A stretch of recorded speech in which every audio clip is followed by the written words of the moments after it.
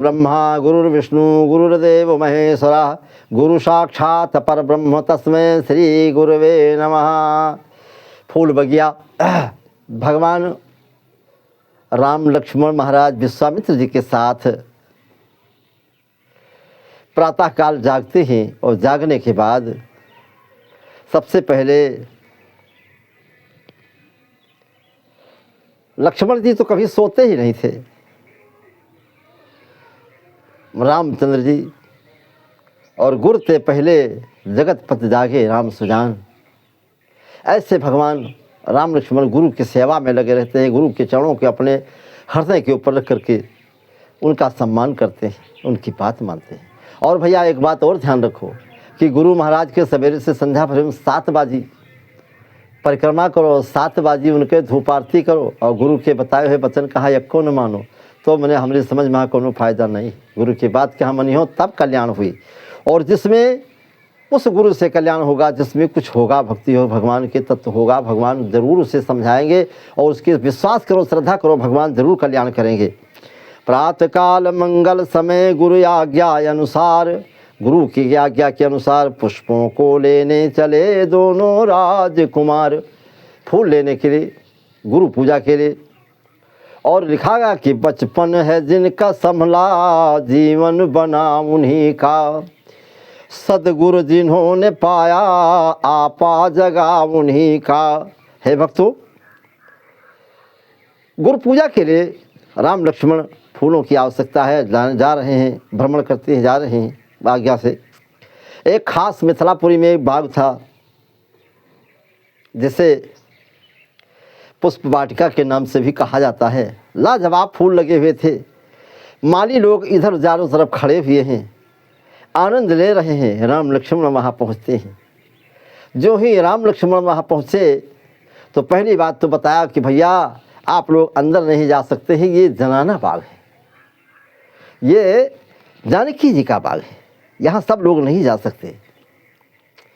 माली से पूछ लगे चुनने फूलों को दोनों में, हाथों में दोने ले हुए हैं और दोनों भाई पुण्य के जैसे पहुँचे तो उस समय माली रोकता है कि महाराज अंदर हम नहीं जाने देंगे। कहा क्यों?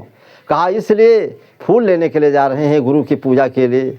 कहा महाराज आपका मुख जो है कमल से भी ज़्यादा सुंदर है, आपके मुख के ऊपर फूलों, कमल के फूल से उड़ करके भंवरे तुम्हारे मुख पर चले आएंगे और आपको डंक मार देंगे, आप परेशान हो जाएंगे। और मैंने सुना है कि आपके पांव लगने से सुंदर पत्थर की नारी जो है सुंदर नारी बन जाती है।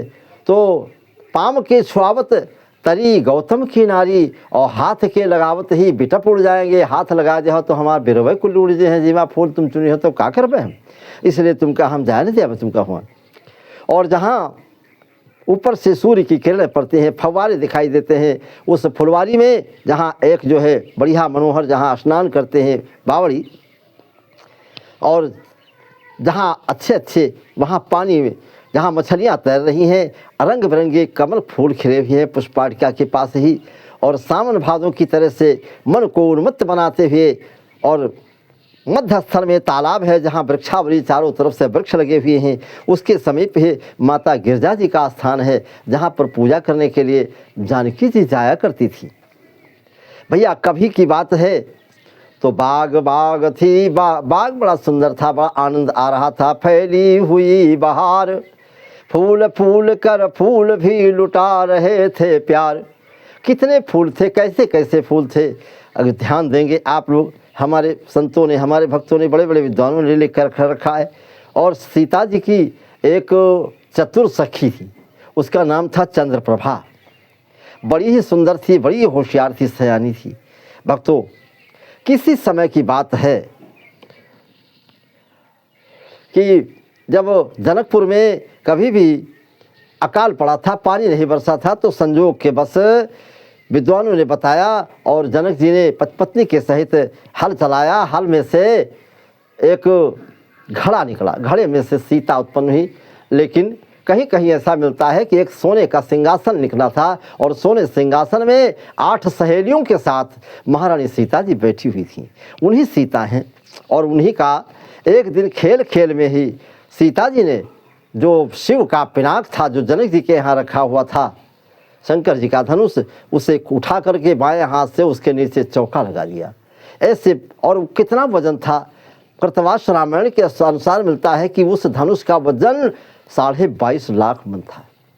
ऐसे धनुष को एक हाथ से उठा करके चौका लगाता। तो उस समय जनक जी ने प्रतिज्ञा किया कि मेरी बेटी से जो ज़्यादा बलवान होगा उसके साथ उसके विवाह करेंगे, और प्रतिज्ञा कर लिया कि जो धनुष का भंजन करेगा, तोड़ेगा, उसके साथ मैं विवाह करूँगा। अब वही बात थी, आज शंकर जी की बात यह है प्रभु की कि एक दिन की बात है, संजोग के बस वह विवाह का समय भी निकट आ गया। और जब आ गया तो राम लक्ष्मण जी महाराज विश्वामित्र जी के साथ में फूल बगिया के फूल तोड़ने के लिए जा रहे हैं। विश्वामित्र आश्रम में हैं, वहीं पर टिके रुके हुए हैं और वो जा रहे हैं। वहाँ कैसे कैसे फूल लगे हुए हैं, आज फूलों के बारे में हम आपको बताने जाते हैं। ज़रा गौर करें। गेंदा, गुलाब, मोतिया, जूही, गुलमेहंदी, गुलाबांस, गुलनार, दाऊदी, दोपहरिया, मरवा, केतकी, हजारा, हार श्रृंगार, कलंगा, पंसुतिया, मौलसरी, करनैल, कामनी, सदाबहार, मालती, माधवी, जवा, झिली, केवड़ा, मोंगरा और पपी, अनार, पुष्पचरंगा, चंपा, सूर्यमुखी, झिलमिलिया, मारुति, नौरंगा, चांदनी, कुमुद, दौना, लाला, जलतरंग, चमेली, चौरंगा, गुलप्यारी, गुलशब्बो, गुड़हल, गुलचीनी, गुलाचीन और गुलफनूस, केला और सेवरा, नेवाड़ी, मदन मान, गुलकेरी, कुंद, कमल, बेला, नीले, पीले, सांवले, अनेक गोरे, चितकबर, अनेक रंगों के वहाँ फूल खिले हुए थे। और हम कहाँ तक नाम को बताएंगे, हजारों किस्म के फूल थे, पौधे थे। जब क्यारियों में सब उठे हुए, सब खिले हुए गुच्छे थे। गजब डालियों में सब झुकछे हुए, सब खिले हुए।